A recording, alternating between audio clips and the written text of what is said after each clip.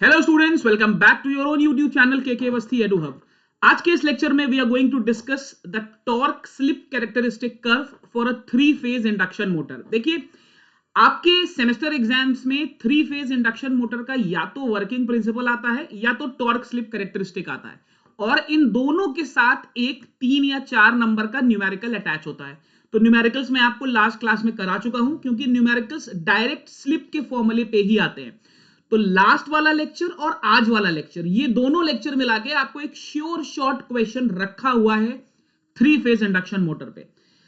Again, जो बच्चे पहली बार चैनल पर आए हैं, इस चैनल पर आपको आपके semester exams first year basic electrical, ना गेट ना higher level, simply first year basic electrical, चाहे फर्स्ट सेमेस्टर में हो चाहे सेकेंड सेमेस्टर में, पूरा कंटेंट मिल रहा है एब्सोल्युटली फ्री।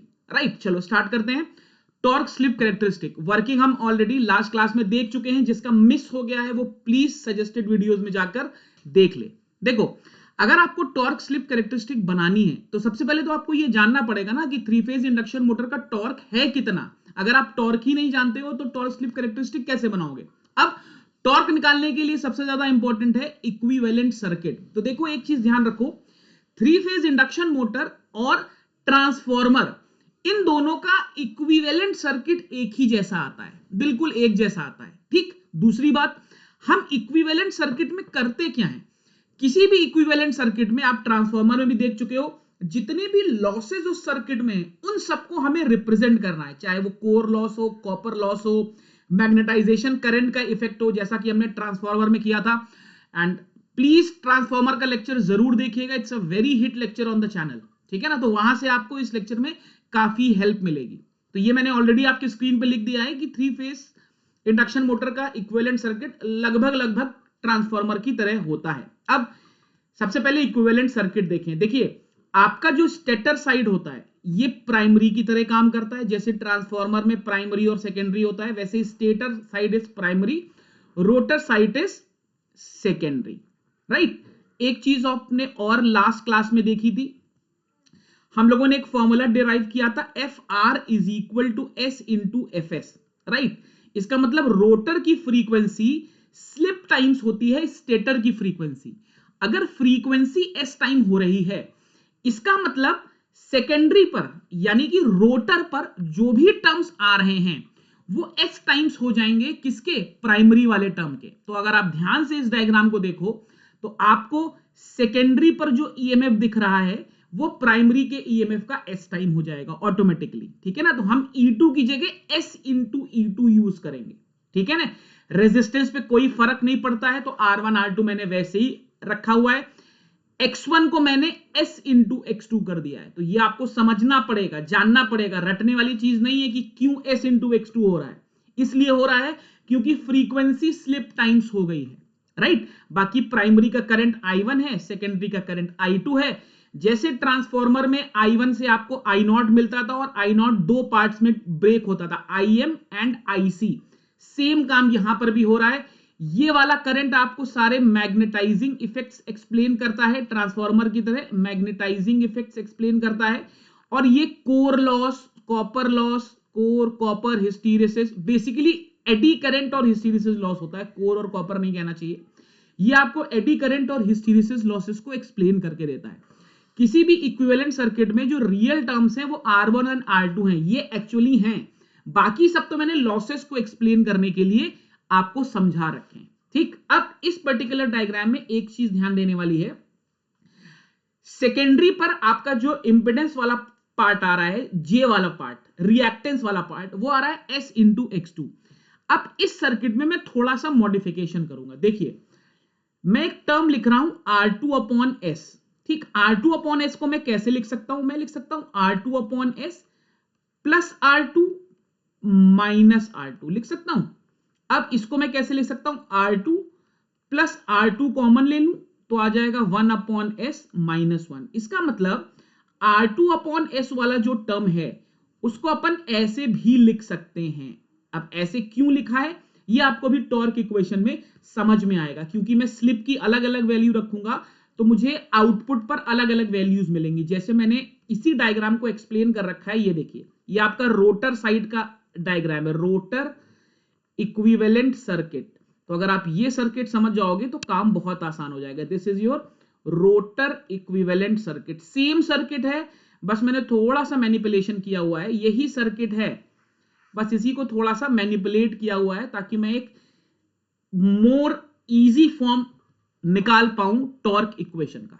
ठीक, अब यहां से अगर मैं आपसे बोलूं, इनफैक्ट इसको S इंटू ई टू कर दीजिए, अगर मैं आपसे बोलूं कि सेकेंडरी की करंट क्या है, तो सेकेंडरी की करंट बेटा कितनी होगी, S into E two divided by Z। Z is impedance, भाई V is equal to I into Z, आई is equal to V upon Z. Impedance कितना होगा बेटा, इंपिडेंस की वैल्यू आ जाएगी under root R2 square plus S into X two का whole square. ये वाली इक्वेशन मैंने यहां से लिखी हुई है, ये मेरा सेकेंडरी का करंट है I2, मैं इसको I2 बोल रहा हूं ना। I2 R यहां पर इसलिए लिखा था क्योंकि ये रोटर साइड है, तो R स्टैंड फॉर रोटर, कोई फर्क नहीं पड़ता, हम I2 भी ले सकते हैं, there is no problem, right. ये ध्यान रखिएगा। अब दो कंडीशंस होती हैं, एक मैं आपको बोलूं, अगर मैं स्लिप को 1 कर दूं, आपके पास R की क्या वैल्यू आई थी, आपके पास आया था R2 upon R, R2 upon S is equal to R2 plus R2 1 upon S minus 1। अगर मैं आपसे कह दूं कि स्लिप 1 है, इस वाली इक्वेशन को सिर्फ ध्यान से देखिएगा, अगर मैं आपसे कह दूं कि स्लिप की वैल्यू 1 है, स्लिप की वैल्यू 1 है, इसका मतलब आपको लोड पे जीरो वैल्यू मिल रही है, लोड इज जीरो, भाई this is your load, this is your load. भाई अगर मैं स्लिप को 1 कर दूं तो लोड आपका जीरो हो जाएगा। लोड जीरो का मतलब क्या होता है बेटा, लोड जीरो का मतलब होता है शॉर्ट सर्किट, राइट। अगर शॉर्ट सर्किट है इसका क्या मतलब होगा, हैवी स्टार्टिंग करंट। तो ये आपसे पूछा जाता है 2 नंबर के क्वेश्चन में, this indicates a heavy starting current. तो ये ध्यान रखिएगा, स्लिप 1 करने पर बहुत हैवी स्टार्टिंग करंट ड्रॉ करेगी मोटर। इसी में अगर मैं S को 0 कर दूं, अगर मैं S की वैल्यू 0 कर दूं, जरा ध्यान से देखिएगा, S की वैल्यू 0 करने का मतलब देखिए, NR is equal to NS into 1 minus S, या S माइनस 1 आप निकाल चुके हो। अगर मैं S की वैल्यू 0 कर दूं तो आप ऐसे समझो, S की वैल्यू 0 करने पर NR is equal to NS हो जाएगा, राइट। मतलब रोटर स्टेटर की स्पीड से चलने लगेगा और इस केस में आपको I2 की वैल्यू 0 मिल जाएगी। That is the condition of load is infinite. तो ये 2 नंबर में एक बार एक सेमेस्टर एग्जाम में पूछा गया है AKTU के, इसलिए मैंने अलग से बता दिया।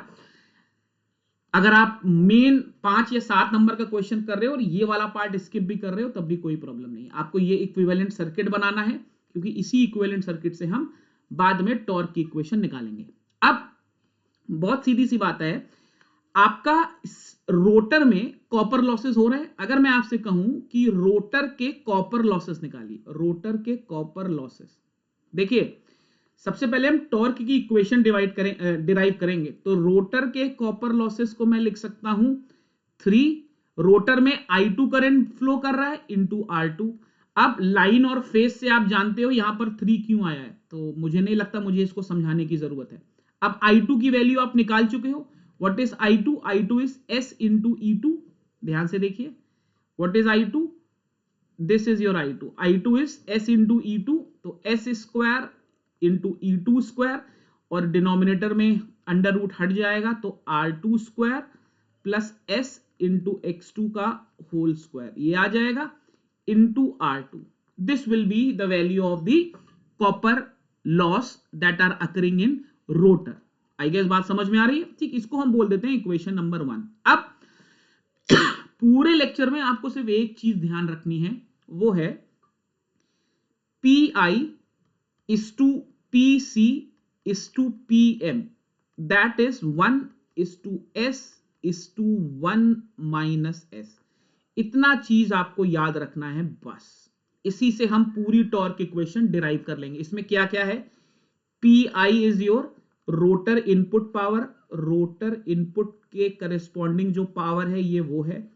PC आप जान चुके हो, रोटर कॉपर लॉस है, this corresponds to rotor copper loss. And what is PM, PM is the mechanical power developed, इसके बारे में भी हम जानते हैं। We know what is the mechanical power developed. हमने टॉर्क, DC मशीन के टॉर्क वाले इक्वेशन में, लेक्चर में पीएम निकाला हुआ है। अब पीएम की वैल्यू, अब इस एक्सप्रेशन से अगर आप देखिए पीसी अपॉन पीएम कितना आएगा, पीसी अपॉन पीएम, इसकी वैल्यू आएगी S divided by 1 minus S. ध्यान से देखिए भाई 1:s:1 माइनस एस का रेशियो है।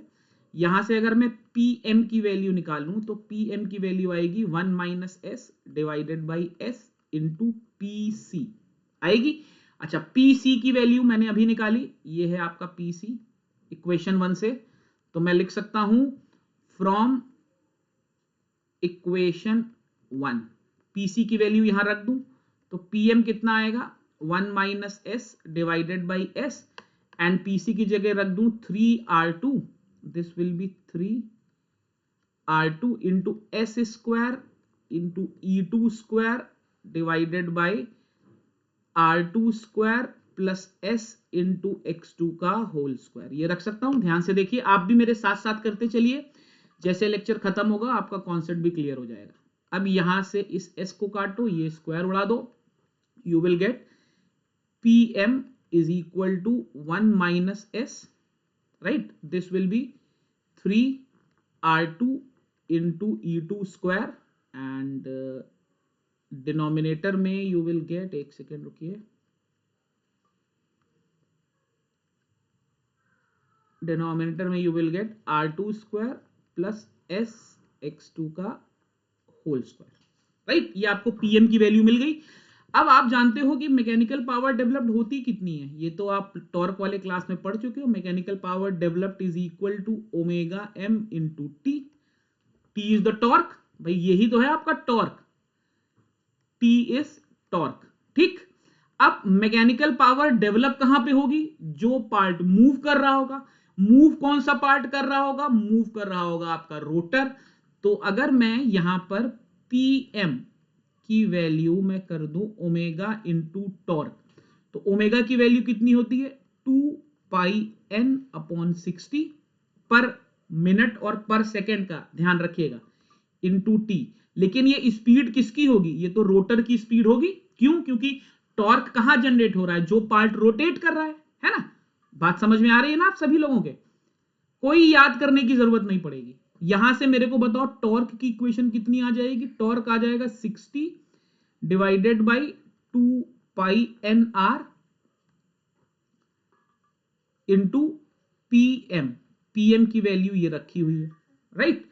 अच्छा, आप जानते हो N R is equal to N S into 1 minus S, तो एन आर की जगह अगर मैं रख दूं तो 60 divided by 2 pi, N R की जगह कर दूं N S into 1 minus S into PM की जगह ये वाली पूरी वैल्यू रख दीजिए पीएम।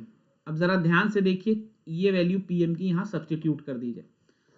अब जरा देखिए कि टॉर्क की इक्वेशन क्या आएगी, ध्यान से देखिएगा। T is equal to, you have 60 divided by 2πns into 1 minus S, and यहां पर आप रख दो 1 minus S, this is 3 times of R2 into E2 का स्क्वायर, एंड यहां पे you have R2 square plus S into x2 का whole square. अब देखिए क्या क्या कट रहा है, 1 minus S, 1 minus S, this will get cancelled. Now एक चीज और देखिए, what is N S upon 60, this will be small N S, this is synchronous speed. भाई एन एस हमने पर सेकेंड कर दीजिए इसको, ये भी आप लास्ट क्लास में न्यूमेरिकल्स में देख चुके हो। तो अब देखो मैं क्या क्या कर रहा हूं, एनएस अपॉन 60, इसको मैं छोटा वाला एनएस लिख रहा हूं, ठीक। एक एक स्टेप ध्यान ध्यान दीजिएगा, हर स्टेप इंपॉर्टेंट है, राइट? एनएस अपॉन 60, इसको मैं छोटा वाला एनएस लिखूंगा, तो टी की वैल्यू हो गई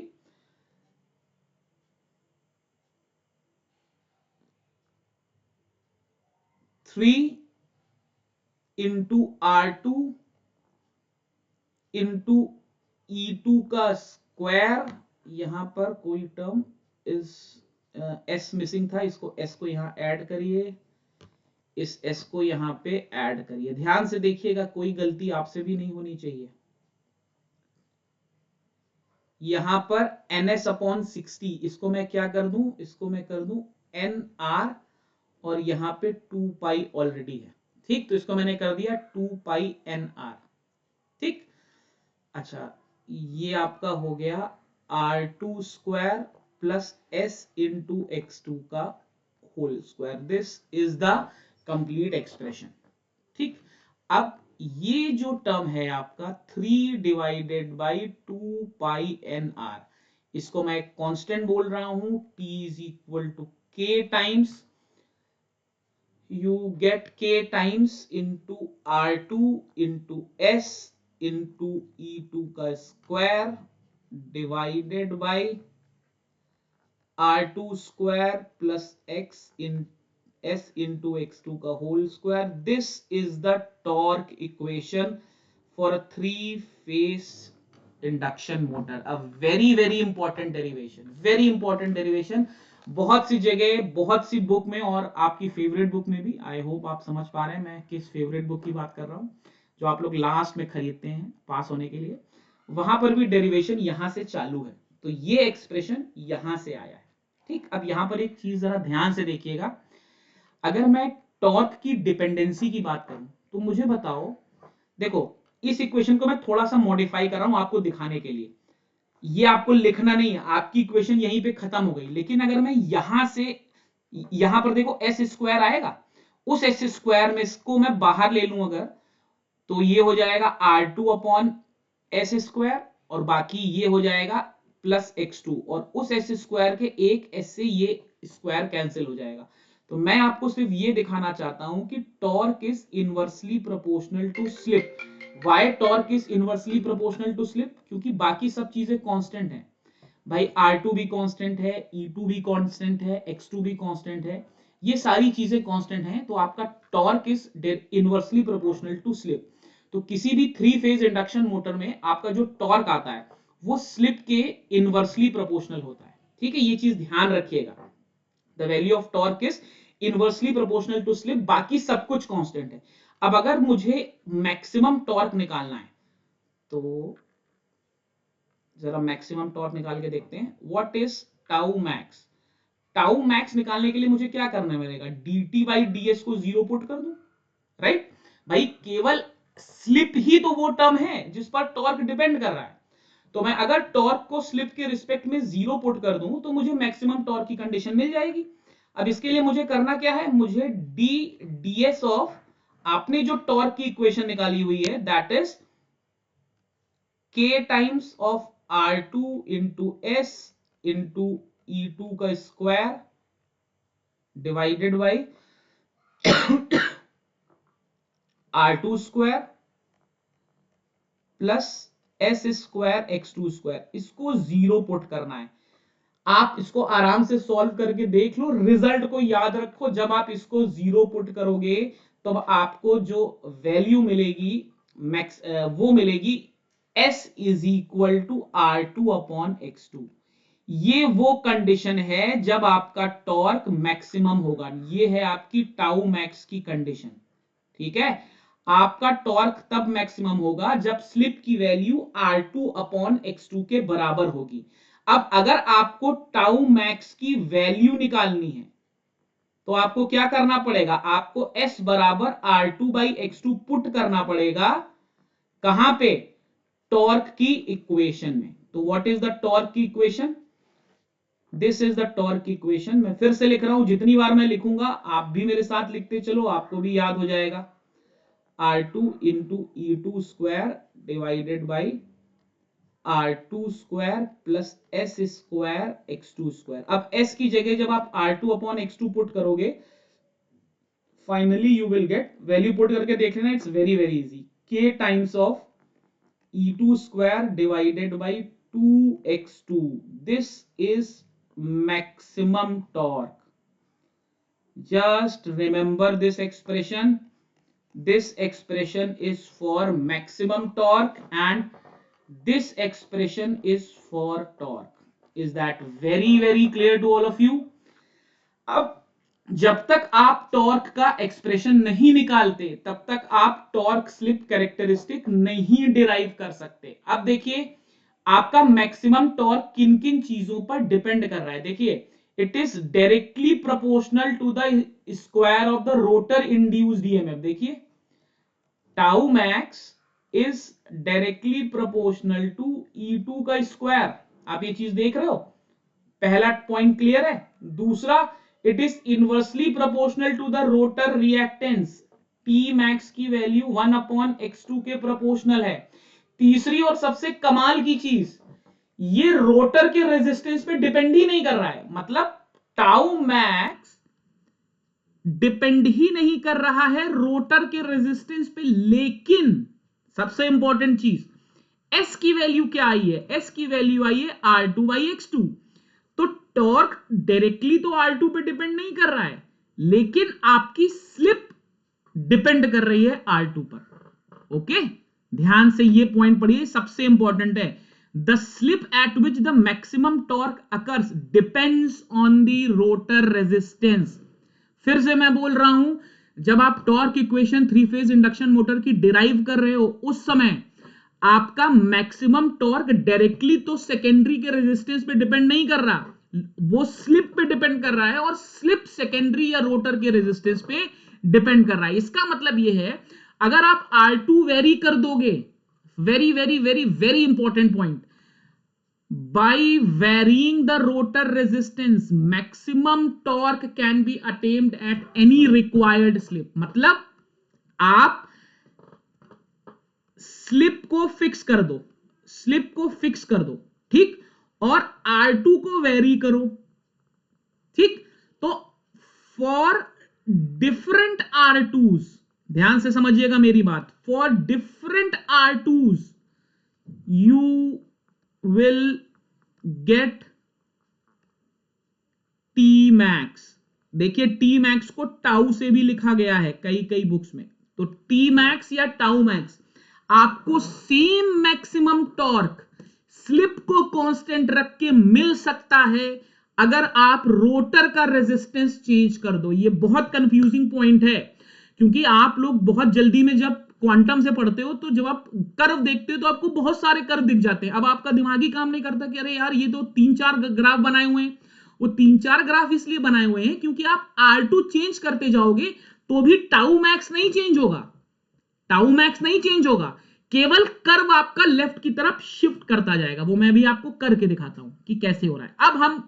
अब हम टॉर्क स्लिप कैरेक्टरिस्टिक डिराइव कर सकते हैं, ठीक। तो पूरी टॉर्क स्लिप कैरेक्टरिस्टिक 3 रीजन्स पे बेस्ड है। पहला बोलेंगे हम लो स्लिप रीजन, दूसरा हम बोलेंगे मीडियम स्लिप रीजन, तीसरा हम बोलेंगे हाई स्लिप रीजन। ये हमारा टॉर्क का इक्वेशन है जो हम इतनी देर से पढ़ रहे हैं। सबसे पहले बात करते हैं लो स्लिप रीजन की। अगर मैं टॉर्क की इक्वेशन में एस को 0 कर दूं, तो मुझे बताओ क्या टॉर्क भी 0 नहीं आएगा? भाई मैंने एस को 0 कर दिया, टॉर्क 0 आ गया। ये पहला केस हुआ। दूसरा मैं क्या करूं, एस इज वेरी स्मॉल, मान लो मैं एस को बहुत स्मॉल कर दूं, तो मुझे बताओ S square x square even smaller और छोटा हो जाएगा। आपके पास एक छोटी वैल्यू है और आप उस छोटी वैल्यू का भी स्क्वायर कर रहे हो, तो ये तो और छोटी हो गई। अगर ये और छोटी हो गई बेटा, तो क्या मैं R2 square plus S square, इसको मैं R स्क्वायर मान सकता हूं? क्योंकि ये तो बहुत छोटा हो चुका था। बात समझ में आ रही है सबको? अगर ऐसा है तो जरा टॉर्क इक्वेशन देखो। आपकी टॉर्क इक्वेशन क्या आ जाएगी? इसको T लिखना चाहो T लिखो, चाहे जैसे लिखो। ये है आपकी S E2 स्क्वायर, K है R2, और डिनोमिनेटर में क्या आ जाएगा? R2 स्क्वायर आ जाएगा बेटा। अगर R2 स्क्वायर आ जाएगा तो क्या मैं टॉर्क को लिख सकता हूं ये S अपॉन R2 के प्रोपोर्शनल है? Yes, is that very very clear? ठीक, लेकिन R2 is also constant, R2 भी कॉन्स्टेंट है। भाई आप इंपेडेंस थोड़ी चेंज कर रहे हो, आप रेजिस्टेंस थोड़ी चेंज कर रहे हो रोटर का। तो क्या मैं कह सकता हूं कि लो स्लिप रीजन में torque is directly proportional to S? अगर ऐसा है बेटा, तो क्या आपको स्ट्रेट लाइन नहीं मिलेगी? यस और नो? तो टॉर्क और स्लिप का कर्व लो स्लिप रीजन में आपको स्ट्रेट लाइन देगा। अभी सिर्फ समझ लो, फिर मैं सारी चीजें करके दिखाता हूं, ठीक। अब जरा मीडियम स्लिप रीजन की बात करो। अगर मैं एस को इंक्रीज कर रहा हूं, ठीक, तो आप मुझे बताओ एस स्क्वायर वेरी लार्ज हो गया भाई। आप मैं एक चीज बढ़ा रहा हूं तो उसका स्क्वायर तो बहुत ही बढ़ गई।